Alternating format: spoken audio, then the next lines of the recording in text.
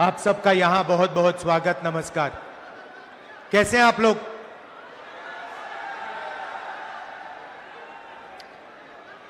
हिंदुस्तान में विचारधारा की लड़ाई चल रही है। एक तरफ कांग्रेस पार्टी जो संविधान को मानती है और इसके लिए लड़ रही है, और दूसरी तरफ आरएसएस, बीजेपी जो इस संविधान के खिलाफ हैं, अंबेडकर जी, गांधी जी के संविधान के खिलाफ हैं, इसको कमजोर करते हैं और इसको खत्म करना चाहते हैं। ये लड़ाई चल रही है। ये जो संविधान है, ये सिर्फ एक किताब नहीं है। इसमें हिंदुस्तान की हजारों साल पुरानी सोच है। अंबेडकर जी, महात्मा गांधी जी, बुद्ध भगवान, बसवना जी, फूले जी, नारायण गुरु जी, हिंदुस्तान के जो महापुरुष हैं, उनकी सोच और उनकी आवाज इस संविधान में है। कुछ दिन पहले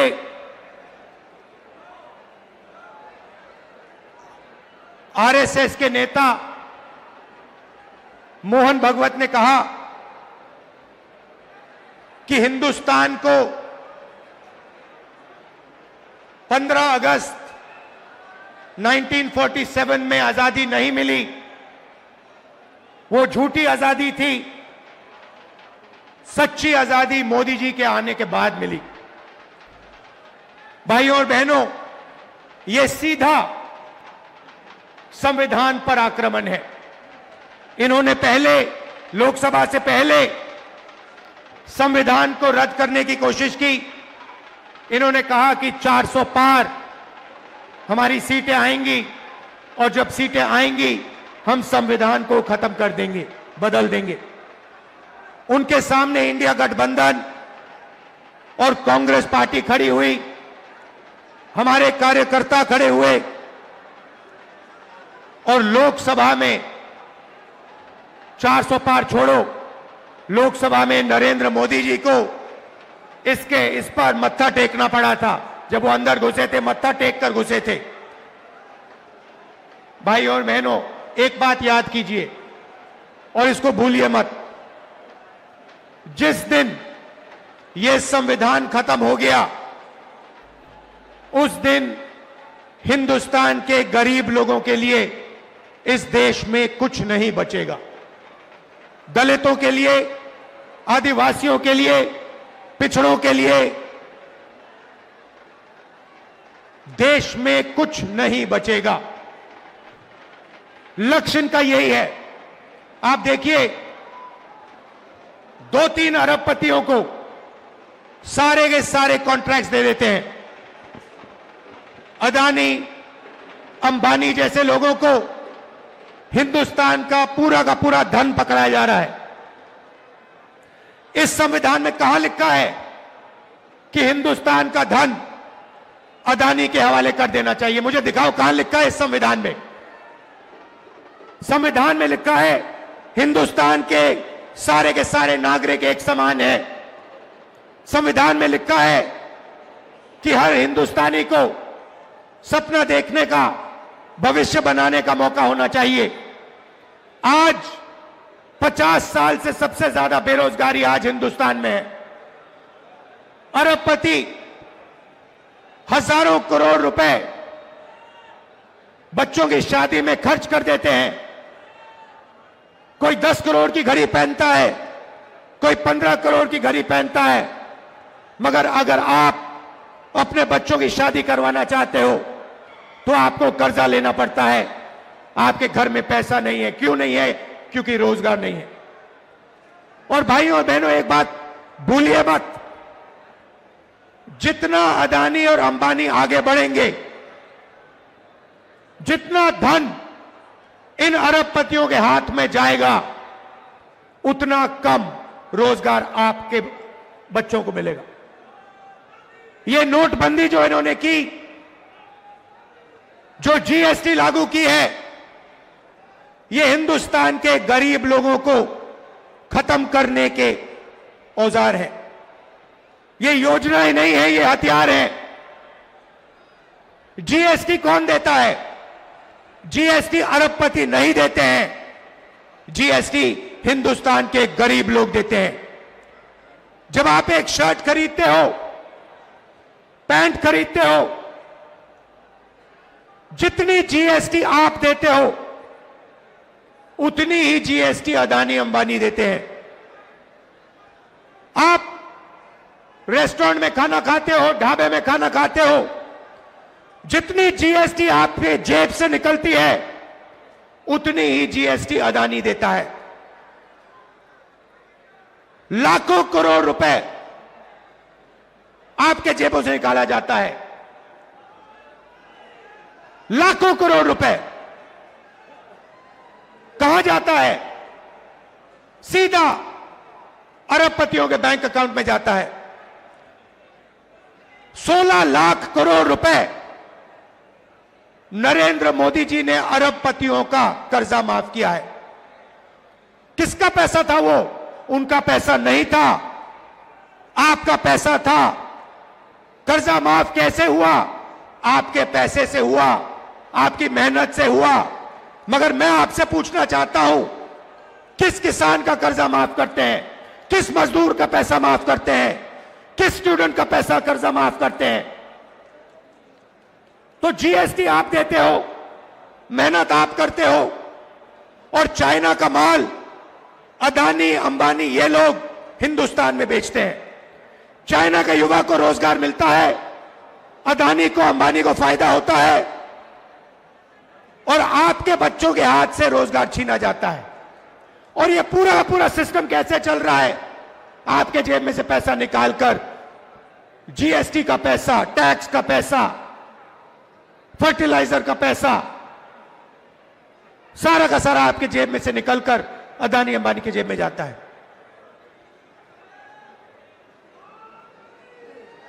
पेट्रोल का दाम बढ़ता जाता है, आप देखते रहते हो। इंटरनेशनल मार्केट में पेट्रोल का दाम नीचे जाता है, मगर हिंदुस्तान में पेट्रोल का दाम नीचे कभी नहीं जाएगा। फायदा अरबपतियों को, अदानी को, अंबानी को। कॉन्स्टिट्यूशन से पहले, संविधान से पहले इस देश में गरीबों के कोई अधिकार नहीं हुआ करते थे। संविधान से पहले, याद रखिए, आजादी से पहले इस देश में गरीबों के कोई अधिकार नहीं थे, दलितों के कोई अधिकार नहीं थे, पिछड़ों के कोई अधिकार नहीं थे, आदिवासियों के कोई अधिकार नहीं थे। अधिकार सिर्फ महाराजा राजा के थे। वो बदलाव आजादी के दिन आया था। आपको जमीन दी गई, जमीन का हक दिया गया, अधिकार दिए गए। बीजेपी आरएसएस चाहते हैं कि आजादी से पहले जो था, जहां गरीबों के कोई अधिकार नहीं थे, सिर्फ अंबानी अदानी जैसे लोगों के अधिकार थे, वैसा हिंदुस्तान चाहते हैं। यह लड़ाई हो रही है। वो चाहते हैं कि गरीब चुप बैठे, एक शब्द ना कहें, भूखे मर जाएं, कोई सपना ना देखें, और हिंदुस्तान अरबपति चलाएं। जहां उनको एयरपोर्ट चाहिए एयरपोर्ट मिल जाए, जहां उनको पोर्ट चाहिए पोर्ट मिल जाए, जहां हाईवे चाहिए हाईवे बनानी है हाईवे बना ले, सारे के सारे कॉन्ट्रैक्ट उनके हाथ चले जाए। अब आप कहोगे राहुल जी, आपने बता दिया कि लड़ाई संविधान और आरएसएस और बीजेपी के बीच में है। आपने हमें बता दिया कि हमारे अधिकार छीने जा रहे हैं। आपने हमें बता दिया कि गरीबों को कुचला जा रहा है, पिछड़ों को, दलितों को, आदिवासियों को दबाया जा रहा है, तो आगे का रास्ता क्या है? आपके दिल में यह सवाल होगा कि आगे का रास्ता क्या है। मैं आपको बताना चाहता हूं। सबसे पहले आप एक चीज नोट कीजिए, प्राइवेटाइजेशन होता है। आपके अस्पताल, सरकारी अस्पताल प्राइवेट हाथों में जाते हैं। आपके बच्चे प्राइवेट कॉलेज और यूनिवर्सिटी में जाते हैं। जब आप बीमार होते हो, आप प्राइवेट अस्पतालों में जाते हो। सबसे पहले आप एक अपने आप से सवाल पूछिए, यह जो प्राइवेटाइजेशन हो रहा है, यह जो शिक्षा का सिस्टम प्राइवेटाइज हो रहा है, स्वास्थ्य का सिस्टम प्राइवेटाइज हो रहा है, इस प्राइवेट सिस्टम के मालिक कौन है? यह सवाल पूछिए। आप लोग बच्चों की शिक्षा के लिए लाखों रुपए देते हो। क्यों देते हो? क्योंकि आप अपने बच्चों को रोजगार दिलवाना चाहते हो। हिंदुस्तान में सीधी सी बात है, शिक्षा का जो सिस्टम है, सर्टिफिकेशन का सिस्टम है, ठप्पे का सिस्टम है। आपको सर्टिफिकेशन चाहिए कि मेरे बच्चे ने यूनिवर्सिटी डिग्री कर दी, कॉलेज की डिग्री कर दी, और आप सोचते हो, करोड़ों लोग सोचते हैं, करोड़ों युवा सोचते हैं कि इस सर्टिफिकेशन के साथ आप अपनी जिंदगी बना पाओगे। सोचते हैं कि लाखों रुपए देने के बाद, अरबपतियों को लाखों रुपए देने के बाद, मेहनत करने के बाद हमारे बच्चों को सर्टिफिकेशन मिल जाएगा और उनको रोजगार मिल जाएगा। भाई और बहनों, यह सरासर झूठ है। इस देश में आपके बच्चों को रोजगार नहीं मिल सकता है, चाहे वो कुछ भी कर ले। क्षमता हो, ऊर्जा हो, सपना हो, इस देश के युवाओं को रोजगार नहीं मिल सकता है। तो मैं आपसे क्या रहा हूं? मैं कह रहा हूं कि लाखों रुपए आप अरबपतियों को शिक्षा के लिए दे रहे हो, और अरबपति हिंदुस्तान के रोजगार के सिस्टम को खत्म कर दिए हैं। नोटबंदी हुई, गलत जीएसटी लागू हुई। आप किसी भी छोटे दुकानदार से पूछो, किसी भी छोटे बिजनेस वाले से पूछो, जो अदानी अंबानी जैसे नहीं है, जो नरेंद्र मोदी के ऑफिस में नहीं जा सकते, उनसे पूछो जीएसटी से फायदा हुआ, नोटबंदी से फायदा हुआ? वो आपसे कहेंगे भैया नोटबंदी, जीएसटी ने हमें खत्म कर दिया, मरवा दिया। रोजगार कौन देता है? अदानी अंबानी नहीं देते। रोजगार करोड़ों छोटे बिजनेस वाले देते हैं, स्मॉल मीडियम बिजनेस वाले देते हैं। उन सबको इन लोगों ने तक खत्म कर दिया है। नतीजा है, आप अस्पताल जाओ, लाखों रुपए अरबपतियों को दो, उसके बाद आप बच्चों को कॉलेज भेजो, लाखों रुपए अपनी जेब से निकालकर आप अरबपतियों को दो। इस सोच में दो कि आपके बच्चों को शिक्षा मिलेगी, सर्टिफिकेशन मिलेगा। मगर जो सर्टिफिकेशन आपको मिल रहा है बिना रोजगार के, उसका कोई मतलब ही नहीं है, वो कचरा है। यह देश की सच्चाई है। आईआईटी के जो स्टूडेंट्स हैं उनको रोजगार नहीं मिल रहा, आईआईएम के लोगों को रोजगार नहीं मिल रहा, आईआईटी के लोगों को रोजगार नहीं मिल रहा। आपको कहां से मिलेगा? बात समझिए, आपको गुलाम बनाया जा रहा है। दलितों को, पिछड़ों को, आदिवासियों को, गरीब जनरल कास्ट के लोगों को एक बार फिर गुलाम बनाया जा रहा है। और मैं हैरान हो जाता हूं, आप देखते जा रहे हो, आपकी लाइफ बर्बाद हो रही है, जिंदगी खत्म हो रही है, आप देखते जा रहे हो। बीजेपी कहती है दूसरी आजादी मिली, सच्ची आजादी मिली। मैं आपसे पूछना चाहता हूं, राम मंदिर के उद्घाटन में आपने किसी गरीब व्यक्ति को देखा? आपने किसी मजदूर को देखा, किसान को देखा, पिछड़े वर्ग को देखा? आदिवासी राष्ट्रपति है, आदिवासी राष्ट्रपति को वो मंदिर में उन्होंने जाने ही नहीं दिया, अंदर जाने नहीं दिया।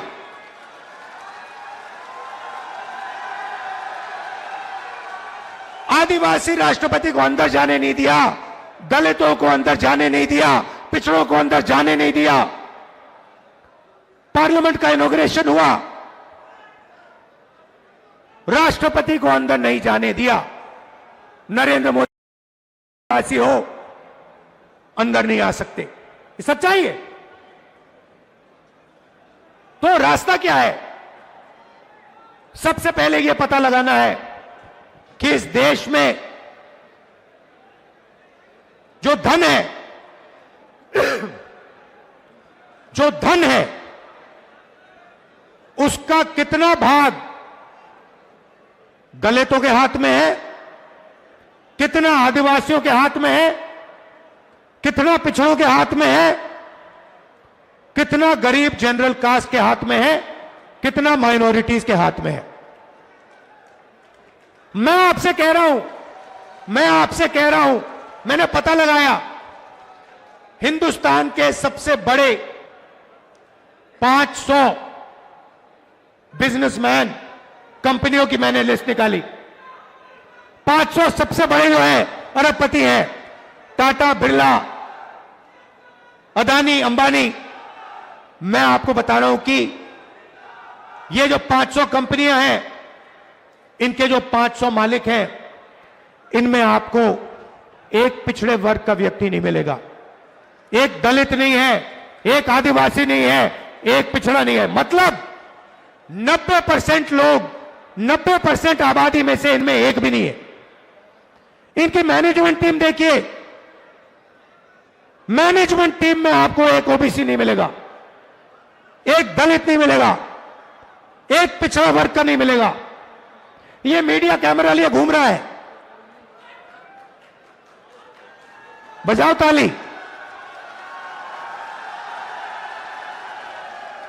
ये आपका मीडिया थोड़ी है, ये अदानी अंबानी का मीडिया है।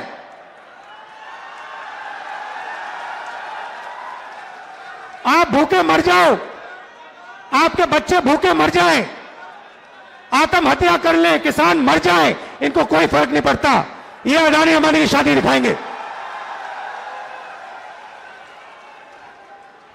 ये उनके हैं, उनकी नौकरी करते हैं 24 घंटा। हिंदुस्तान के किसान की बात नहीं करेंगे, मजदूर की बात नहीं करेंगे, बेरोजगार युवाओं की बात नहीं करेंगे, अदानी अंबानी की शादी की बात करेंगे, अफगानिस्तान की बात होगी, पाकिस्तान की बात होगी, मगर हिंदुस्तान की बात, किसानों की बात, मजदूरों की बात ये नहीं करेंगे। और आपके हर एक के घर में घुसे हुए ही है, सब बेरोजगार है हिंदुस्तान में, और कोई रास्ता नहीं। भैया टीवी देखो 24 घंटा, तो देखना ही पड़ेगा, जो ये कहेंगे देखना ही पड़ेगा। डराने में लगे हिंदुस्तान को कि देखो देखो अफगानिस्तान में क्या हो रहा है, देखो देखो उधर क्या हो रहा है। अरे हमें यह भी बता दो हिंदुस्तान में क्या हो रहा है। अच्छा, इनके मालिकों की लिस्ट निकालो, मालिकों की लिस्ट निकालो, उसमें आपको एक पिछड़ा वर्ग का नहीं मिलेगा, एक दलित नहीं मिलेगा, एक आदिवासी नहीं मिलेगा, एक गरीब जनरल कास्ट का आदमी नहीं मिलेगा जो गरीबी से निकल के बनाया अरबपति।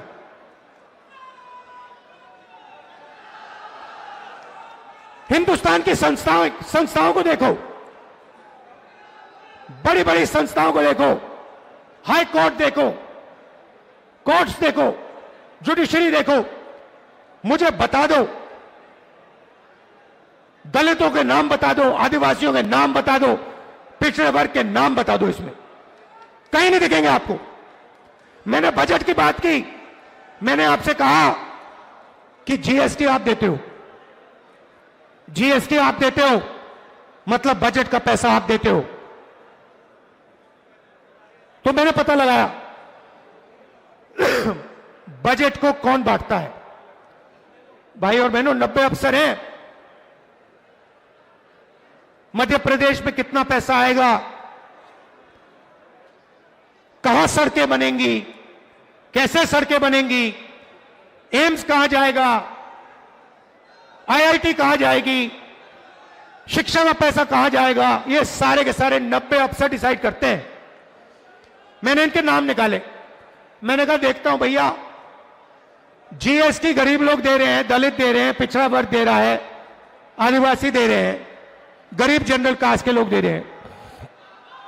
मैं पता लगाता हूं 90 लोगों में से दलित कितने, आदिवासी कितने, पिछड़े कितने। आप हैरान हो जाओगे।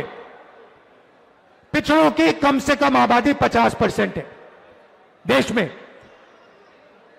अंदाजा है क्योंकि किसी को मालूम नहीं। 50%। 90 में से 3 लोग आपके। अगर बजट में 100 रुपया खर्च होता है, 100 रुपया बटता है, 100 रुपया बटता है, तो 5 रुपए का निर्णय पिछड़ा वर्ग के अफसर लेते हैं। पीछे बैठा रखा है आपको, छोटे छोटे डिपार्टमेंट दे रखे हैं और कहते हैं चुप बैठो, वहां पे बकवास मत करो, नहीं तो एसीआर बिगाड़ देंगे, करियर खत्म कर देंगे तुम्हारा। 5% भागीदारी, 50% आबादी। 5% भागीदारी, 50% आबादी। क्या यह अन्याय नहीं है? इससे बड़ा अन्याय नहीं है। आदिवासी 8% आबादी, एक अफसर बैठा है, पीछे कहीं कोने में बैठा हुआ है। और अगर 100 रुपए का निर्णय होता है, बजट में 100 रुपए बढ़ते हैं, तो 10 पैसे का निर्णय आदिवासी अफसर लेते हैं। दलित 15% आबादी, 3 अफसर और 100 रुपए में से 1 रुपए की भागीदारी। मतलब अगर आप सबको जोड़ दो, दलित जोड़ दो, आदिवासी जोड़ दो, पिछड़ा वर्ग जोड़ दो,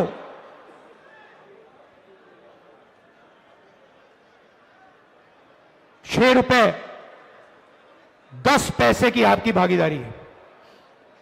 ₹6 10 पैसे की भागीदारी, 73%, 73% आपकी आबादी। तो ना बजट बांटते हो, ना आपके प्राइवेट कॉलेजेस, यूनिवर्सिटीज, ना आपके अस्पताल, ना आपकी ब्यूरोक्रेसी, आपके पास कुछ है ही नहीं। आपको आपका एक ही भविष्य है। आपका भविष्य एक दो है। एक, आप मजदूरी करो। बीजेपी की सोच है कि आप के 2 भविष्य है, एक मजदूरी करो और दूसरा, अगर आपने ज्यादा चिल्लाया तो जेल में जाओ। ये इनका 21वीं सदी का विजन है। इसलिए मैंने नरेंद्र मोदी के सामने कहा कि मैं नहीं जानता, आप तो कभी करने वाले हो नहीं, मगर जैसे ही कांग्रेस पार्टी की सरकार आएगी, चाहे मध्य प्रदेश में आए, चाहे दिल्ली में आए, जाति जनगणना हम आते ही करना शुरू कर देंगे। तेलंगाना के सीएम बैठे हैं, वहां पे क्रांतिकारी तरीके से हमने जाति जनगणना की है।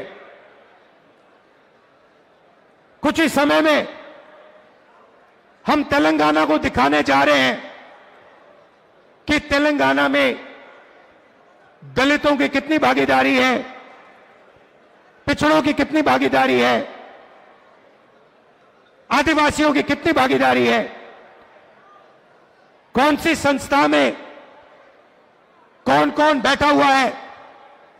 तेलंगाना में हमने काम शुरू कर दिया, कर्नाटक में हमने काम शुरू कर दिया, और यह क्रांतिकारी निर्णय होगा। भाई और बहनों, 90% आबादी को पता लग जाएगा कि इस देश में हमारी कितनी भागीदारी है। 90% को आज आपको दिख रहा है। पिछड़ों को यह भी नहीं मालूम कि देश में उनकी कितनी आबादी है। कितनी शर्म की बात है। नरेंद्र मोदी जी कहते हैं मैं ओबीसी हूं, और आज तक इस देश के ओबीसी को, इस देश के पिछड़े वर्ग को अपनी सच्ची शक्ति, अपनी सच्ची आबादी नहीं मालूम। यह पिछड़ों के खिलाफ अन्याय है, यह दलितों के खिलाफ, आदिवासियों के खिलाफ अन्याय है। इसीलिए हम जाति जनगणना लागू करेंगे, पूरे देश में लागू करेंगे, और दूध का दूध पानी का पानी हो जाएगा। सबको पता लग जाएगा कि जुडिशियल सिस्टम में हमारे कितने लोग हैं। प्राइवेट अस्पताल किसके हाथों में है, प्राइवेट कॉलेज यूनिवर्सिटी किसके हाथ में है, ये बड़े बड़े जो बिजनेसेस हैं किसके हाथ में। सब दूध का दूध पानी का पानी हो जाएगा। और नरेंद्र मोदी जी डरते हैं, ये करवाना नहीं चाहते, नहीं कर सकते, और कभी नहीं करेंगे। और पार्लियामेंट में मैंने इनके सामने एक और बात बोल दी कि ये जो 50% की रिजर्वेशन की दीवार बना रखी है, कि 50% से ज्यादा रिजर्वेशन जा ही नहीं सकता, इस दीवार को भी हम लोकसभा में, राज्यसभा में तोड़कर परे कर देंगे। कोई नहीं रोक सकता इसको। रिजर्वेशन को 50% से ज्यादा हम करेंगे, हमारे स्टेट्स में करेंगे, और नेशनल लेवल पे दिल्ली में हम कानून पास करके इसको, दीवार को तोड़ेंगे। भाई और बहनों, सबसे जरूरी बात, यह अंबेडकर जी का जो संविधान है, जिसका अपमान कुछ दिन पहले मोहन भागवत जी ने किया। वो कहते हैं कि इस संविधान ने हमें आजादी नहीं दी, इस संविधान का आजादी से कोई लेना देना नहीं है, क्योंकि उनके मुताबिक आजादी ही नहीं थी। आजादी मोदी जी के आने के बाद हुई। इसका मतलब वो इस संविधान को नहीं मानते हैं। अंबेडकर जी के जिंदगी, अंबेडकर जी का जो खून पसीना था इस संविधान को बनाने के लिए, उसका सीधा मोहन भागवत ने अपमान किया है और इस पर आक्रमण किया है। कांग्रेस के जो कार्यकर्ता हैं, जिसको मैंने बब्बर शेर बोला, टाइगर, आपका काम इस संविधान की रक्षा करने का है। जहां भी आरएसएस के लोग, बीजेपी के लोग इस संविधान पर आक्रमण करते हैं, जहां भी वो गरीबों को कुचलने की कोशिश करते हैं, जहां भी वो कमजोरों को मारने की कोशिश करते हैं, कांग्रेस पार्टी के कार्यकर्ता को वहां जाकर पत्थर जैसे वहां जाकर खड़ा हो जाना चाहिए, चट्टान जैसे वहां खड़ा हो जाना चाहिए कि मैं नहीं होने दूंगा, मैं संविधान की रक्षा करूंगा। यह आपका मिशन है। मैं जानता हूं कि मध्य प्रदेश में आप दिल से लड़ते हो। मैं जानता हूं कि आप पर अत्याचार होता है, आप पर आक्रमण होता है, मगर आप पीछे नहीं हटते हो। दिल से मैं आपका धन्यवाद करता हूं, आपके परिवारों का धन्यवाद करता हूं, आपके बच्चों का धन्यवाद करता हूं कि आप हमारी विचारधारा के लिए लड़ते हो। गांधी जी की विचारधारा के लिए, अंबेडकर जी की विचारधारा के लिए, नेहरू जी की विचारधारा के लिए, संविधान के लिए। आप सबका दिल से बहुत बहुत धन्यवाद। नफरत के बाजार में मोहब्बत की दुकान खोलनी है और आप सब लोगों को मिलकर खोलनी है। धन्यवाद। जय हिंद। नमस्कार।